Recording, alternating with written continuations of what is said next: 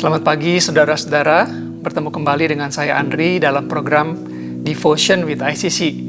Apa kabar semuanya? Saya harap kita semua berada dalam keadaan yang baik. Saudara-saudara, beberapa waktu yang lalu saya sempat mengobrol dengan seseorang. Namun orang itu sedang mengalami masalah. Orang itu orang yang baik, orang yang rajin, orang yang suka beribadah, dia juga suka pelayanan. Namun pada saat saya mengobrol dengan dia sedang tertimpa oleh kesulitan. Dan dalam obrolan kami, orang tersebut seperti mengisyaratkan bahwa masalah datang dikirim Tuhan karena Tuhan ingin menjadikan dia pribadi yang lebih baik dibandingkan hari-hari kemarin. Dan setelah obrolan itu berlalu, di rumah saya berpikir, saya merenung, kenapa ada sesuatu yang menggelitik di hati saya, kenapa ada yang mengganjal di hati saya. Walaupun ceritanya terdengar normal, terdengar biasa aja, namun rasanya ada yang gak srek gitu ya. Dan akhirnya saya tergerak untuk membuka firman Tuhan dan mencari kebenarannya. Dan maka dari itu tema perenungan kita pada pagi hari ini berjudul tentang penderitaan. Ya, saudara-saudara, belakangan ini manusia semakin ahli ya dalam menemukan cara untuk mengolah keinginan dagingnya dalam menikmati hidup. Sehingga apa yang indah, apa yang megah, apa yang mudah, apa yang viral mendapatkan perhatian lebih dan dikejar-kejar oleh banyak orang. Tapi dalam kenyataannya di kehidupan sehari-hari kita tidak dapat menerima hal-hal tersebut setiap harinya. Dan justru sebaliknya, kita pasti selalu menemukan masalah demi masalah datang ke dalam kehidupan kita tanpa berhenti. Ya, mulai dari masalah yang ringan, mulai dari masalah yang menengah sampai yang berat yang begitu membuat kita pusing dan membebani kita itu hadir. Dan bagaimana cara kita melihat masalah ini sangat penting karena menentukan kepercayaan kita untuk mendapatkan hubungan yang benar dengan Tuhan dalam hidup ini. Ya, cara kita melihat masalah itu sangat penting karena mempengaruhi hubungan kita dengan Tuhan.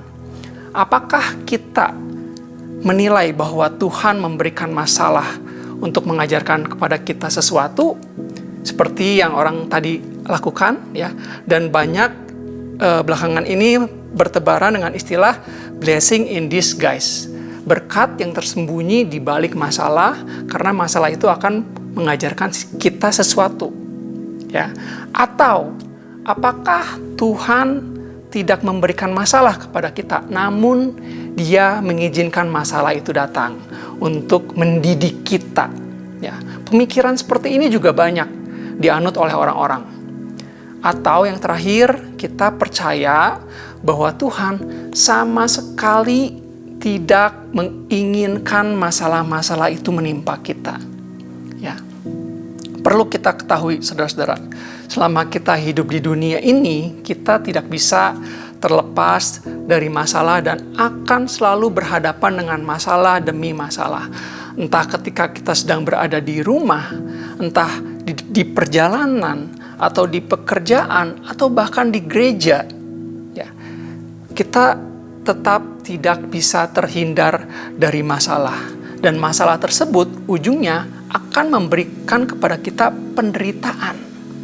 Ya, let's say kita sudah percaya sama Tuhan, kita dekat dengan Tuhan, kita rajin pelayanan. Hal itu pun tidak membuat kita kebal terhadap masalah. Ya, jadi jika ada orang yang mendambakan ingin lepas, ingin terbebas dari masalah di kehidupan ini, hal itu tidak akan pernah terjadi dan orang yang gagal memahami kebenaran ini justru akan semakin bingung dan sulit menerima realita kehidupan. Cerita penderitaan ini berawal dari kejatuhan manusia. Kita sama-sama tahu bahwa Adam dan Hawa terjatuh ya, ketika diberikan kebebasan oleh Tuhan, dia menyalahgunakan kebebasannya, dia melakukan perbuatan yang melanggar sehingga mereka harus diusir dari Taman Eden. Kejatuhan mereka terhadap dosa ini membuat mereka kehilangan jaminan, membuat mereka kehilangan perlindungan dari Tuhan, dan mendatangkan penderitaan buat Adam dan Hawa. Dan sedihnya, bukan hanya mereka yang menerima penderitaan saja, tapi kita dan seluruh keturunannya, mulai pada saat kejadian tersebut dimulai, sampai saat ini, sampai pada saat kita hidup sekarang, dan juga nanti seterusnya, pada saat kehidupan di bumi ini berakhir, kita akan selalu menerima penderitaan. Dan intinya penderitaan ada karena kita hidup di dunia yang sudah jatuh ke dalam dosa. Ini harus digarisbawahi karena ini adalah kenyataannya. Dan di dalam situasi ini, si jahat, si iblis, menggunakan dunia yang sudah jatuh ke dalam dosa ini untuk merugikan manusia. Yaitu dengan cara membawa banyak penderitaan, banyak kesengsaraan bagi umat manusia. Dia berusaha mengganggu kita, merugikan kita, menyulitkan kita, bahkan dia berusaha membunuh kita. Sadarlah dan berjaga-jagalah. Lawanmu si iblis berjalan keliling sama seperti singa yang mengaum-aum dan mencari orang yang dapat ditelannya. 1 Petrus 5 ayat 8. Si iblis menggunakan pergumulan, penderitaan hidup supaya kita meragukan kebaikan Tuhan, meragukan kasih karunia Tuhan. Dan kalau bisa si iblis membuat kita menyerah, membuat kita mengambil jalan pintas. Karena itu renungan hari ini bertujuan untuk mengingatkan bahwa Allah bukan penyebab penderitaan manusia, melainkan hal ini dimulai pada saat manusia menolak kasih Allah dan si iblis memanfaatkan situasi ini. Yakobus 1 ayat 13, apabila seorang dicobai, janganlah ia berkata, pencobaan ini datang dari Allah. Sebab Allah tidak dapat dicobai oleh yang jahat, dan ia sendiri tidak mencobai siapapun. Allah tidak mencobai siapapun. Melalui firman ini, ayat ini, kita diingatkan bahwa setiap pencobaan tidak pernah berasal dari Allah. Dan Allah pun tidak pernah mengizinkannya. Sering ya kita dengar Allah mengizinkan masalah ini, masalah itu datang kepada saya supaya saya berubah, supaya saya bertobat dan lain-lain. Walaupun terdengar rohani, tapi itu adalah pemahaman pengertian yang salah, keliru. Ya. Masih banyak tradisi-tradisi keagamaan yang menyalahkan Tuhan atas kejadian yang menyulitkan manusia.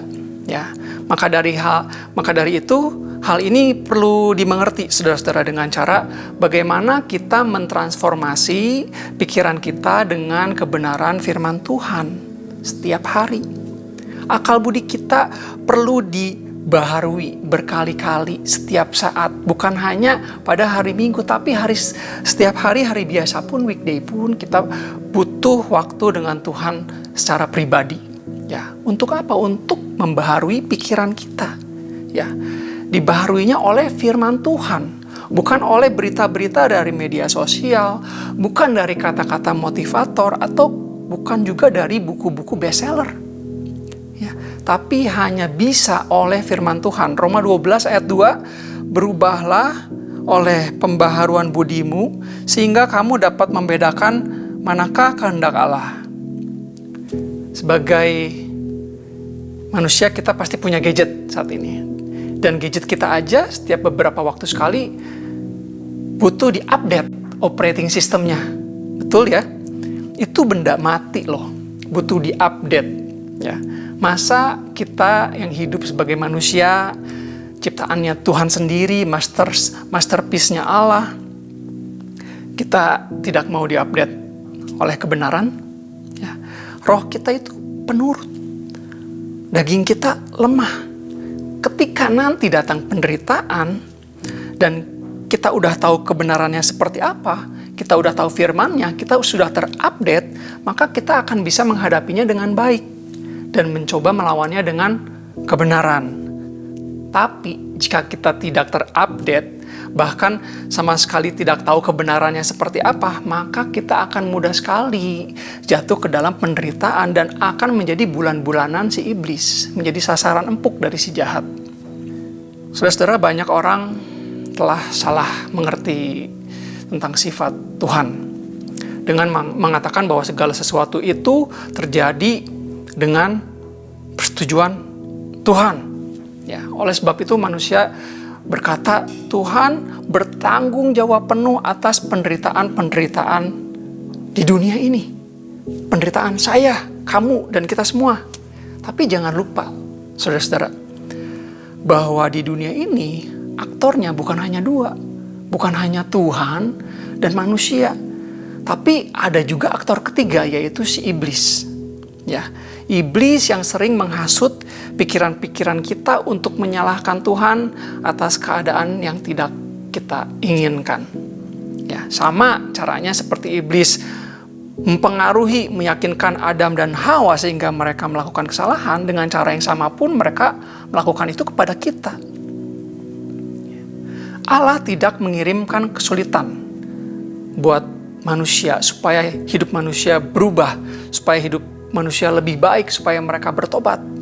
Bukan Allah yang merencanakan masalah dalam hidup kita, karena Allah hanya bisa memberikan apa yang baik kepada kita semua. Yakobus 1 ayat 16 dan 17, saudara-saudara yang kukasihi, janganlah sesat. Setiap pemberian yang baik dan setiap anugerah yang sempurna datangnya dari atas, diturunkan dari Bapa segala terang. Padanya tidak ada perubahan atau bayangan karena pertukaran. Tuhan kita itu konsisten. Dia tidak mudi. Kalau Tuhan membuat keputusan untuk menyelamatkan kita, menyembuhkan kita, membuat kita prosper untuk selama-lamanya, Dia akan berkeinginan seperti itu. Dia tidak mau mengubah-ubah keputusannya, karena di dalam Tuhan tidak ada perubahan. Ya, tidak seperti manusia yang mudah berubah hanya karena dipengaruhi oleh teman-teman atau keadaan. Ya, jadi kita harus mengerti, percaya sekarang bahwa aktor di balik layar untuk semua penderitaan manusia adalah si iblis. Ya, mari kita bereskan trust issue kita dengan Tuhan yang tadinya mungkin kita mengira-ngirakan Tuhan hal yang buruk, hal yang jahat gitu ya. Setelah kita tahu kebenaran ini, mari kita bertobat dan mari kita bersyukur karena Tuhan udah selalu sabar sama kita. Walaupun kita suka negative thinking sama Tuhan, ya, dan percaya bahwa Tuhan hanya menggunakan kasih, kemurahan dan kebenaran firman untuk mengubahkan hidup kita. Amin. Mari kita berdoa. Tuhan, kami bersyukur untuk kebenaran firman Tuhan ini. Biarlah kami boleh pegang, bukan hanya di hari ini, tetapi juga untuk hari-hari ke depannya dan seterusnya. Kami boleh mentransformasi pikiran kami lewat pembacaan firman Tuhan setiap harinya, sehingga hubungan kami dengan Tuhan boleh mengalami progres. Kami semakin yakin dan percaya bahwa Tuhan yang kami percaya adalah Tuhan yang benar-benar baik, yang tidak menggunakan kesusahan, tidak menggunakan penderitaan untuk mendidik dan mengajar kami. Di dalam nama Tuhan Yesus, amin.